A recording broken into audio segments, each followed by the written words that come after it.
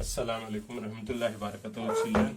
See 8th class. Yesterday, see earlier classes we have seen what are the physical properties of metals, then physical properties are not better indicators, we said. Then afterwards we started the lesson. Human body composition consists of mainly non-metal because oxygen is majority. Then afterwards we said phosphorus, then we said nitrogen, then hydrogen, all of these compositions, then carbon, all these compositions, reaction and percentage. Then afterwards we have seen reaction with oxygen, metals reacting, that is sulfur, magnesium reacting with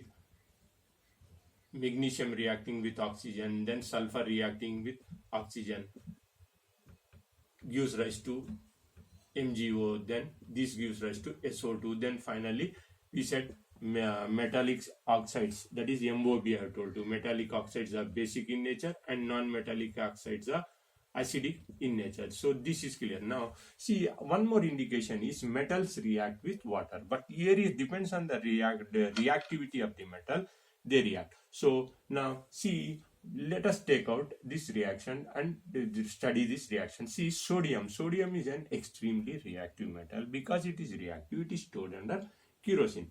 Likewise potassium, and it is also one more odd is this: these metals are very hard, you said, but this metal sodium is very soft. It can be cut with a knife. जैसा आप knife से cut करो तो metal will not be cutting. So likewise potassium and some of the metals are also very soft. Now it's extremely reactive, and hence to remove from the kerosene, first you take out from kerosene because it is highly reactive in air and also water. So it is kept under kerosene. Now what happens when the moment you remove it, it starts, you take out a blotting paper. Kerosene will be there, so you want to remove it, so you take out a blotting paper and keep it on it, so it let it absorb and go. Then afterwards cut it with a small knife or a small pinch of sodium, a small piece of sodium. Now take out it and take a beaker and fill half of it. It is 500 ml beaker, and fill big one which has got large area. That is because once it reacts, it starts moving. Beaker, fill half of it with water.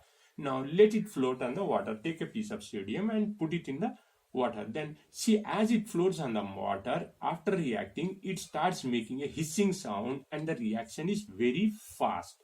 Whereas you take out aluminium or iron, other metals, the reaction is slow. Whereas for copper, it is not at all. So depending on the reactivity of the metal, they react with water. So likewise, now what is happening here? Sodium reacts with water. Sodium and water gives rise to sodium hydroxide, NaOH, plus hydrogen gas is evolved. So metals react, in general, metals react with water, give hydrogen gas. Now if you test this, that is collect the gas in an inverted test tube. इस तरह test tube invert करके रखे.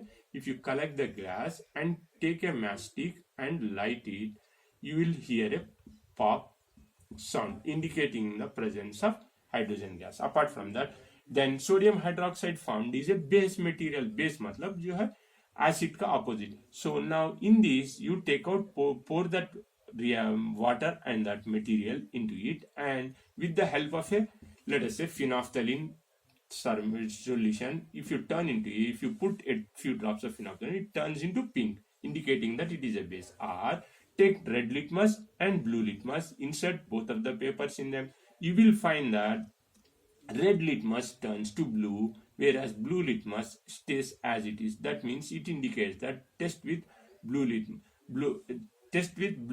and red litmus. So red litmus turns to blue, indicating it is a base. This does not turn. So this is the reaction. So depending on the reactivity of the metal, so metals can be classified depending on water, reaction with water, as highly reactive or moderately reactive. So like this, you can study them. So is it clear, children? Tomorrow we will see about other properties, and today, if possible, I will post you if there is a small video of sodium or metals reaction apart from this. Thank you, children. Alhamdulillah.